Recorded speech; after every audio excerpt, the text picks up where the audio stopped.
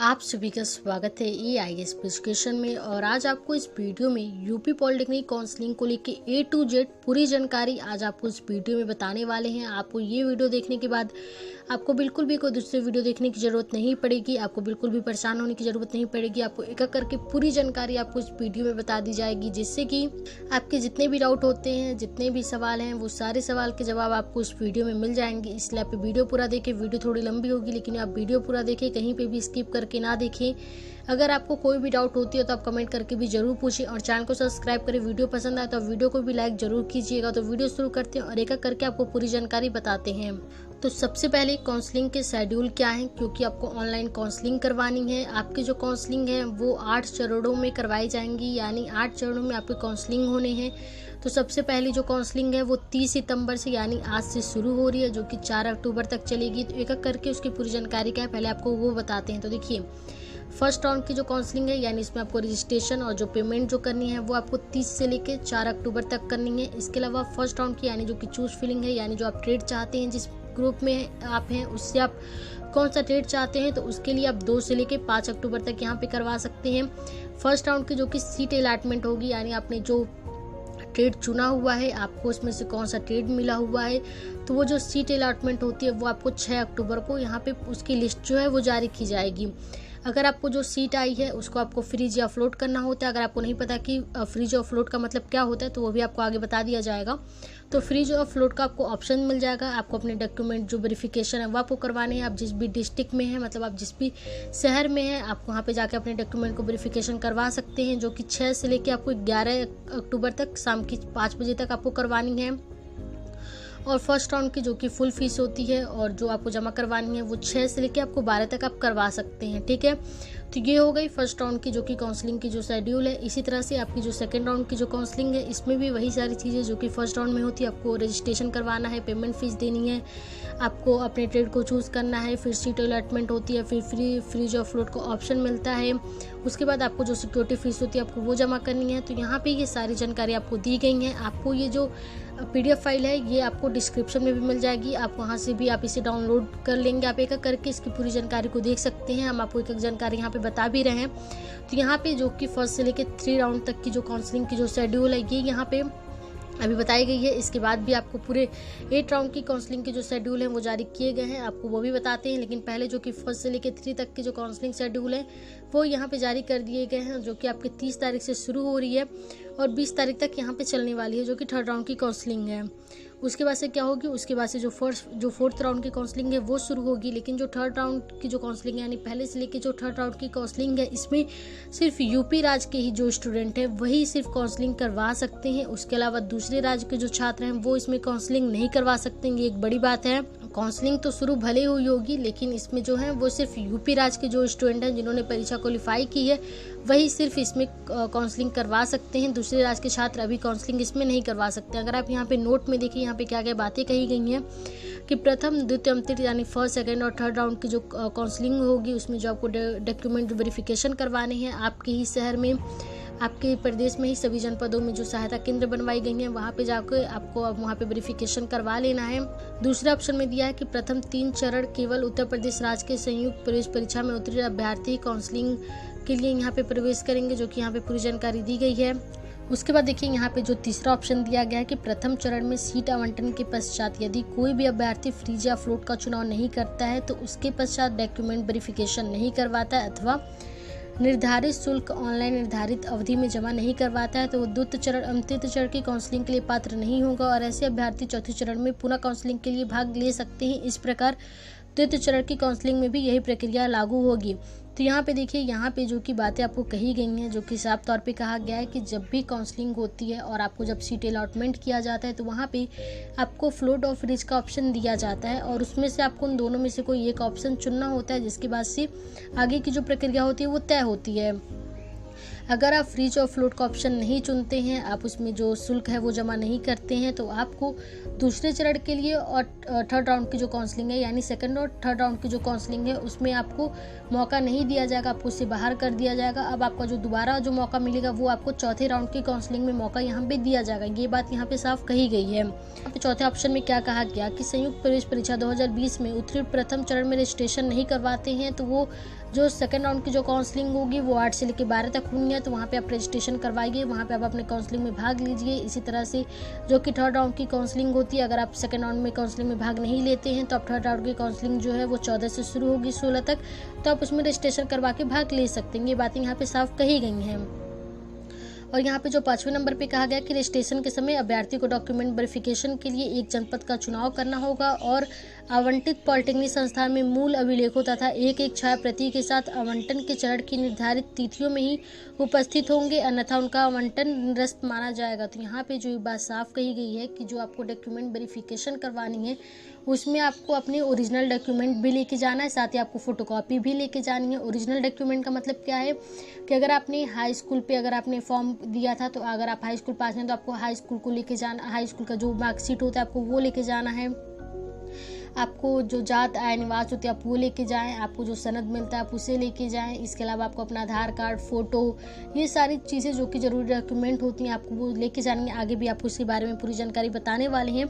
और यहाँ पे अगर यहाँ पे 4th और 5th राउंड की अगर काउंसलिंग की बात की जाए, जिसमें कि अन्य राज्य के भी जो छात्र होंगे वो भी काउंसलिंग करवा सकते हैं, तो यहाँ पे देखिए सारी बातें कही गई हैं। उसके बाद अगर आप चौथी राउंड की काउंसलिंग की बात करें तो यहाँ पे जो कि एक खास बात है कि यहाँ पे जो छात्र वो क्वालिफाई हुए हैं, नहीं क्वालिफाई हुए हैं, वो सभी लोग चौथे राउंड की काउंसलिंग में यहाँ पे करवा सकते हैं। यानी चौथे और 5वें राउंड की जो काउंसलिंग है उसमें वो सभी लोग कर सकते हैं, जो क्वालिफाई हुए हैं, जो क्वालिफाई नहीं हुए वो सभी लोग काउंसलिंग करवा सकते हैं।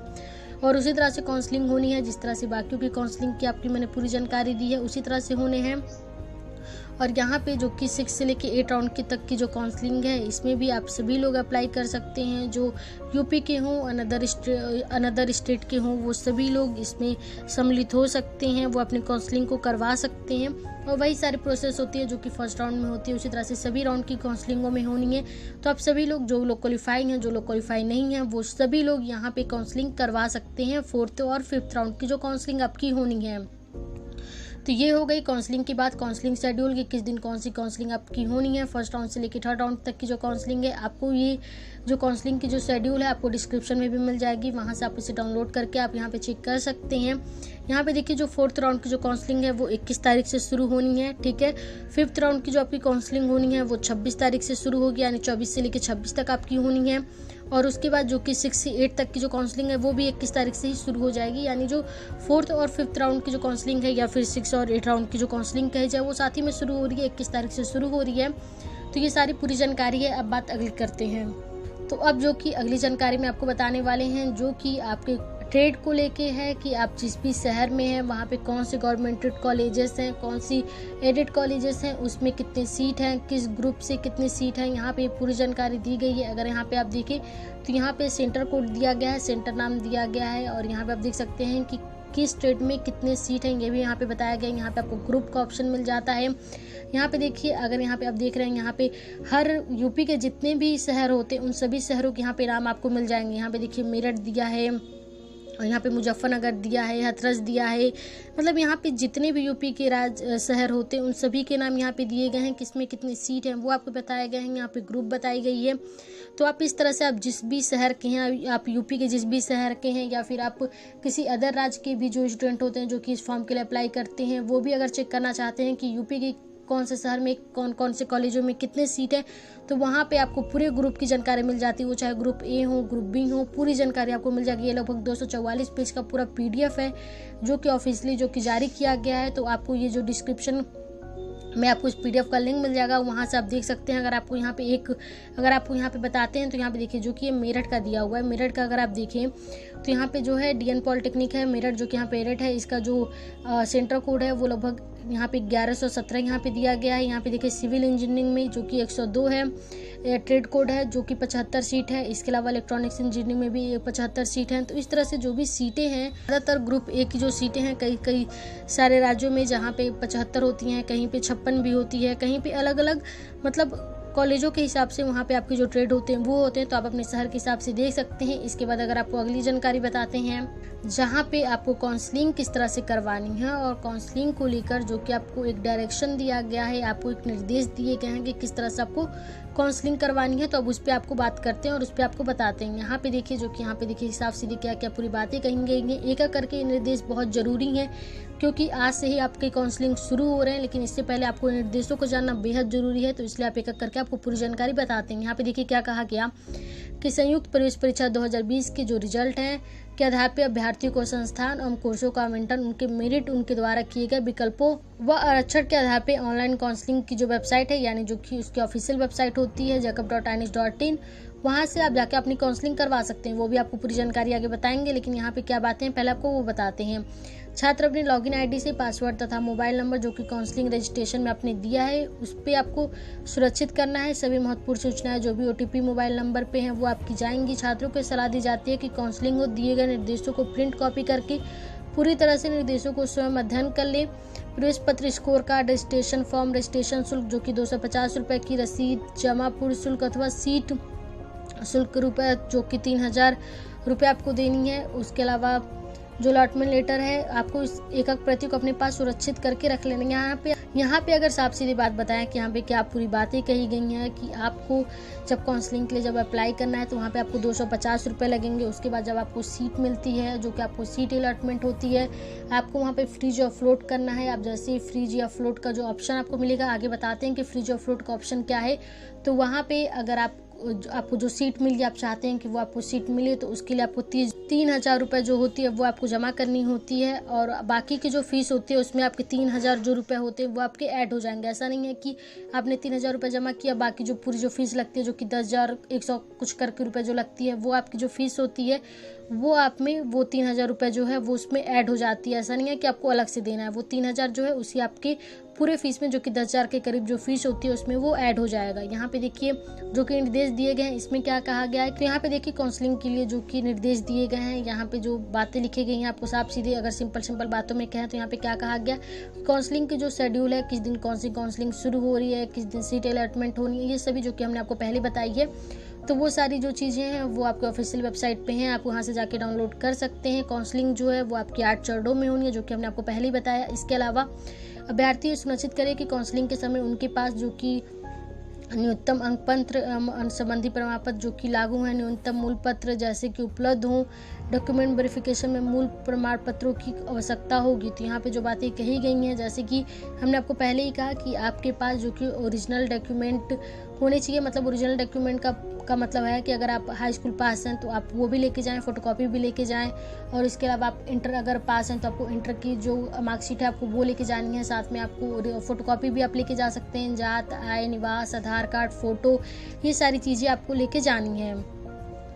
इसके अलावा यहाँ पे देखिए क्या कहा गया कि काउंसलिंग में रजिस्ट्रेशन शुल्क, पूर्व शुल्क तथा सीट एक्सपेक्टेशन शुल्क अभ्यर्थी के लॉगिन से ऑनलाइन ही जमा होगी। यानी यहाँ पे जो कि आपको 250 रुपये जो देनी है वो, और इसके अलावा जो आपको सीट मिलती है जिसके बाद आपको 3000 रुपये जमा करनी है वो आपको ऑनलाइन ही जमा करनी होगी।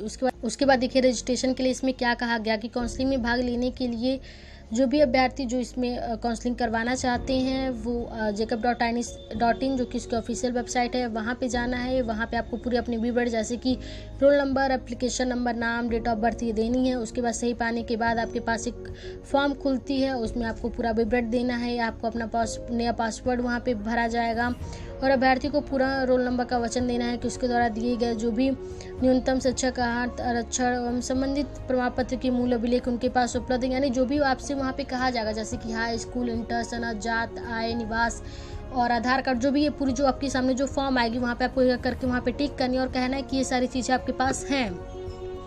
और यहाँ पे देखिए रजिस्ट्रेशन के समय अभ्यर्थी द्वारा किसी भी जनपद के संस्थान की सहायता केंद्र डॉक्यूमेंट वेरिफिकेशन के लिए चयन करना है। उसके बाद जो आपको सीट अलॉटमेंट होती है तो वहाँ पे आपको एक जनपद को टिक करना है कि आप यहाँ पे जाके अपने जो भी डॉक्यूमेंट आपको यहाँ पे टिक किया है वो सारे डॉक्यूमेंट को जाके आप वेरीफाई करवा सकते हैं। ये बातें यहाँ पे आपको जाके करनी है, आपको एक जनपद को यहाँ पे चूज़ करना होगा जो कि यह बातें यहाँ पे कही गई हैं। उसके बाद देखिए जो कि और सारी बातें हैं जो कि इसी तरह से सारी चीज़ें होनी है कि आपको अपना जो ट्रेड लेना है आपको वो वहाँ पे सिलेक्ट करना है। फिर वहाँ पे लॉकिंग करनी है। तो ये सारी जानकारी यहाँ पे आपको दी गई है। और उसके बाद जो कि सीट आवंटन में देखिए कि आपको जो सीट मिलती है, यानी जो आपको सीट अलॉट की जाती है, वो आपको जो सीट होगी वो आपके जो मेरिट होंगे, जो वहाँ पे जो आपने जो संस्थान चुना है वहाँ पे जो कोर्सेज होंगे उनके हिसाब से आपको वहाँ पे सीट आपको दी जाएगी। और सीट आवंटन के पश्चात अभ्यर्थी को लॉगिन आईडी पर उसका आवंटन दिया जाएगा। प्रथम एवं द्वितीय चरण की सीट आवंटन के पश्चात अभ्यर्थी को अपने लॉगिन से फ्रीज अथवा फ्लोट का विकल्प चुनना होगा। जैसे हमने आपको पहले कहा कि फ्रीज और फ्लोट का ऑप्शन क्या है, तो वहाँ पे देखिए अब यहाँ पे क्लियर हो रहा है कि फ्रीज और फ्लोट क्या होता है। कि प्रथम एवं द्वितीय चरण की सीट आवंटन के पश्चात, यानी जो आपको सीट अलॉट किए जाते हैं उसके बाद अभ्यर्थी को फ्लोट का विकल्प चुनना होता है। यानी अभ्यर्थी के लॉगिन पे जो एक सीट एक्सपेक्टेशन फीस की जो लिंक प्रदर्शित हो जाएगी, तो अभ्यर्थी को निर्धारित तिथियों के अंदर आपको 3,000 रुपये की जो सीट एक्सपेक्टेशन फीस है वो आपको जमा करनी होगी। और सभी फ्लोट अभ्यर्थियों को द्वितीय चरण में सीट आवंटन होने पर यदि आप फ्रीज का विकल्प चुनते हैं अथवा वो तृतीय चरण में सीट आवंटन के पश्चात अवश्य शुल्क जो है वो आप अपने लॉगिन माध्यम से जमा करानी होगी, तभी अभ्यर्थियों को प्रवेश पूर्ण माना जाएगा। यदि अभ्यर्थी फ्रीज का विकल्प चुनता है तो उसे अपने चयनित सहायता केंद्र पे डॉक्यूमेंट को वेरिफिकेशन करवाना होगा। अपने सेंटर पे जाके जो भी ओरिजिनल जो मार्कशीट होती है उन सभी को जाके वहाँ पे वेरीफाई करवानी होगी। और जो भी आपके लॉगिन पे जो आपको फ़ीस है वो आपको वहाँ पे जमा करनी होगी। जमा किए जाने के लिए जो आप जहाँ नेट बैंकिंग डेबिट कार्ड से आप वहाँ पे जो भी फ़ीस है वहाँ पे आप जमा करवा सकते हैं। तो ये सारी बातें जो कि यहाँ पे फ्लोट और फ्रीज का ऑप्शन है। जब आपको जब सीट अलॉट हो जाती है तो वहाँ पे आपको क्या करना है, अगर आप फ्रीज कर देते हैं, यानी आपको जो सीट मिली है, आपको जो कॉलेज में जो सीट मिली है वो आपको पसंद, आप चाहते हैं कि नहीं अब मुझे वही चाहिए, तो आपको 3,000 रुपये फ्रीज करके वहाँ पे जमा करना है। तो फ्रीज और फ्लोट का ऑप्शन यहाँ पे क्या है, तो अगर आप फ्रीज और फ्लोट का ऑप्शन देखिए, अगर आप फ्लोट का ऑप्शन चुनते हैं कि आपको जो सीट मिली हुई है, जो भी आपको कॉलेज में जो सीट मिली वो आपको पसंद, आप चाहते हैं कि आपको वो सीट मिले, तो आपको वहाँ पे फ्लोट करना है। फ्लोट करने के बाद आपको वहाँ पे 3,000 रुपये जो कि एक सिक्योरिटी के तौर पे आपको जमा करनी होती है, तो आपको 3,000 रुपये जमा कर देनी है। और जिसके बाद से आपके पूरे डॉक्यूमेंट वेरिफिकेशन है वो सारी चीज़ें वहाँ पे हो जाती हैं। अगर आप फ्रीज करते हैं, यानी आप चाहते हैं कि अगली जो चरण की जो काउंसलिंग है आपकी उस काउंसलिंग में भी नाम आए, यानी जो थर्ड राउंड की जो काउंसलिंग है उसमें भी आपकी नाम आए, उसके बाद आप देखेंगे कि आपको फ्रीज या फ्लोट करना है, तो उसके बाद आप कोई भी ऑप्शन क्लिक करते हैं तो वो सारी चीज़ें आप वहाँ पे कर सकते हैं। लेकिन अगर आप फ्लोट करते हैं, आप चाहते हैं कि आपको पसंद है, जो आपको ट्रेड है, जो आपको कॉलेज है, तो वहाँ पे आप फ्लोट कीजिए और उसके बाद आप 3,000 रुपये जमा कीजिए और वो सीट आपको मिल गई है। एक सिक्योरिटी के तौर पे आपको 3,000 रुपये जमा करनी होती है। तो ये सारी जो हैं वो काउंसलिंग को लेकर हैं। उसके बाद आप किस तरह से आप अपने मोबाइल फ़ोन से, क्योंकि सबके पास लैपटॉप नहीं होते, अगर आपके पास लैपटॉप हो तो अच्छी बात है, अगर आपके पास लैपटॉप नहीं है तो आप अपने फ़ोन से भी किस तरह से काउंसलिंग करवा सकते हैं, तो उसको लेके भी पूरी जानकारी आपको बताने वाले हैं। क्योंकि ऑफिशियल वेबसाइट से ही काउंसलिंग करवानी है तो वो भी एक एक करके आपको पूरी स्टेप बताई जाएंगी। उसके बाद जो कि तीसरी जानकारी है, यहाँ पे आप देखें, यहाँ पे आपको ग्रुप वाइज जो क्या होता है, आपको यहाँ पे कोड मिल जाते हैं, आपको प्रोग्राम का नाम मिल जाता है, आपको किस ग्रुप से कौन से कोड हैं वो सारी जानकारियाँ जो हैं ये आपको यहाँ पे मिल जाएगी। जैसे अगर यहाँ पे देखिए आपको K1 से लेके K8 तक के जो लेटरल एंट्री के जो कि कोर्स होते हैं वो यहाँ पे दिए गए हैं। जैसे सिविल इंजीनियरिंग जो कि लेटरल एंट्री से हैं, आपको फर्स्ट शिफ्ट में चाहिए, सेकंड शिफ्ट में चाहिए, वो सारी जो भी फर्स्ट शिफ्ट सेकंड शिफ्ट के जो भी ऑप्शन होते हैं, जो भी यहाँ पे कोड होते हैं, वो सारी चीज़ें यहाँ पे आपको देखने को मिल जाएंगी। और इस तरह से अलग अलग ग्रुप के यहाँ पे सारी जानकारियाँ दी जाती हैं। तो इस तरह से आप यहाँ पे ग्रुप को भी देख सकते हैं। और ये सारी जो भी PDF फाइल जितने भी हमने आपको यहाँ पे बताई है वो सारी PDF फाइल की आपको लिंक डिस्क्रिप्शन में मिल जाएगी। आप ऑफिशियल वेबसाइट से भी जाके डाउनलोड कर सकते हैं। उसके अलावा आपको बताते हैं कि आपको किस तरह से काउंसलिंग करवानी है ऑफिशियल वेबसाइट पे जाके, तो उसको लेके भी आपको पूरी जानकारी बताते हैं। तो अब आपको बता देते हैं कि आपको किस तरह से ऑफिशियल वेबसाइट से जाके काउंसलिंग करना है। क्योंकि जो काउंसलिंग होनी है वो ऑफिशियल वेबसाइट से होनी है, यही इसकी ऑफिशियल वेबसाइट है जहाँ से कि आपकी काउंसलिंग होनी है। यहीं पे आपके एडमिट कार्ड आए थे, यहीं पे आपके रिजल्ट आए थे और यहीं पे इसी वेबसाइट से आपको काउंसलिंग भी करनी है। ये ऑफिशियल वेबसाइट है। तो यहाँ पे पूरी जानकारी क्या दी गई है, यहाँ पे अगर आप देखें जो कि यहाँ पे जो लास्ट अपडेट है वो 30 तारीख को किया गया। यहाँ पे पूरी जानकारी क्या दी गई है आप भी पढ़े, हम भी आपको यहाँ पे पढ़ के बताते हैं कि यहाँ पे क्या बातें कही गई। कि संयुक्त प्रवेश परीक्षा की सीट आवंटन हेतु ऑनलाइन काउंसलिंग दिनांक 30 सितंबर 2020 से प्रारंभ होगी। समस्त अभ्यर्थी अपने न्यूनतम एवं आरक्षण संबंधी न्यूनतम प्रमाण पत्र तैयार रखें। काउंसलिंग में आवंटन के पश्चात संस्थान का शुल्क ऑनलाइन जमा किया जाना है। अतः पाठ्यक्रम हेतु निर्धारित शुल्क की व्यवस्था कर ले। निर्धारित समय में डॉक्यूमेंट वेरिफिकेशन एवं शुल्क न जमा करने की स्थिति में आवंटित स्थिति निरस्त हो जाएगी तथा अगले चरण में भाग लेने से रोका जा सकता है। विस्तृत जानकारी के लिए यहाँ पे जो कि फॉर काउंसलिंग 2020 और काउंसलिंग शेड्यूल देखें तो यहाँ पे जो कि हमने आपको पहले ही जो लेफ्ट साइड में दिया गया है, यहाँ पे जो भी पूरी जानकारी थी हमने आपको एक एक करके वो पूरी जानकारी बता दी है। एक एक निर्देश जो कि यहाँ पे दिए गए हैं, यहाँ पे आपकी पूरी जानकारी जो भी थी हमने आपको एक एक करके पूरी जानकारी बता दी है। और यहाँ पे जो कि आपको काउंसलिंग करनी है इसी ऑफिशियल वेबसाइट से काउंसलिंग करनी है। लेकिन यहाँ पे देखिए जो कि आज काउंसलिंग आपकी होनी है 30 सितंबर से। यहाँ पे साफ कहा गया है कि जो काउंसलिंग शुरू हो रही है वो 30 सितंबर से ही शुरू हो रही है। यहाँ पे लिखा भी है, लेकिन यहाँ पे कोई भी लिंक यहाँ पे अभी एक्टिव नहीं किया गया है जिससे कि आप क्लिक करें और इसके बाद आपको किस तरह से आपको काउंसलिंग करनी है उसको लेके पहले हमने आपको पूरी जानकारी बताई हुई है। तो उसके लिए आपको कोई भी यहाँ पे लिंक नहीं दी गई है जिससे कि आप यहाँ पे क्लिक करें और आगे की जो भी प्रोसेस है आप उसे कंप्लीट कर पाएँ। यहाँ पे भले ही कहा जा रहा है कि 30 सितंबर से आपकी काउंसलिंग जो है वो होंगे। आप देख सकते हैं कि 1:30 बजे का टाइम हो चुका है और अभी कोई भी लिंक यहाँ पे एक्टिवेट नहीं किया गया है। जैसे ही लिंक एक्टिवेट होती है, जैसे यहाँ पे पूरी जानकारी, तो अभी यहाँ पे कोई भी लिंक एक्टिवेट नहीं किया गया है। जैसे यहाँ पे लिंक एक्टिवेट होती है, जैसे ही यहाँ पे लिंक आती है आपको काउंसलिंग वाली, उस पर क्लिक करके आपको आगे की काउंसलिंग करनी है जिस तरह से हर साल होता है। आप अगर पिछले वीडियो देखें जहाँ पे आपको पूरी जानकारी आप देखेंगे, जहाँ पे बताया जाता है कि ऑफिशियल वेबसाइट पे आपको काउंसलिंग का जो लिंक किस तरह जो रिजल्ट के आ रहे हैं इसी तरह काउंसलिंग के लिंक आते हैं। आपको वहाँ पे क्लिक करके आपको पूरी जो भी आगे की प्रोसेस होती है वो आपकी होती है। लेकिन अभी काउंसलिंग को लेकर कोई भी लिंक यहाँ पे नहीं दी गई है। जैसे ही वो लिंक एक्टिवेट होती है उसको लेकर भी पूरी जानकारी आपको बताने वाले हैं। लेकिन आपको काउंसलिंग करने से पहले जो कि जरूरी जानकारियाँ थी वो हमने आपको पहले बता दी हैं और ये सभी को जानना और ध्यान रखना बेहद जरूरी है। इसलिए आपको अगर ये वीडियो पसंद आई हो तब वीडियो को लाइक कीजिएगा और जैसे यहाँ पे लिंक एक्टिवेट होती है आगे की भी आपको जानकारियाँ बताई जाएंगी तो आप चैनल को सब्सक्राइब करके जरूर रखें। और आपको वीडियो कैसी लगी आप कमेंट करके भी जरूर बताएं।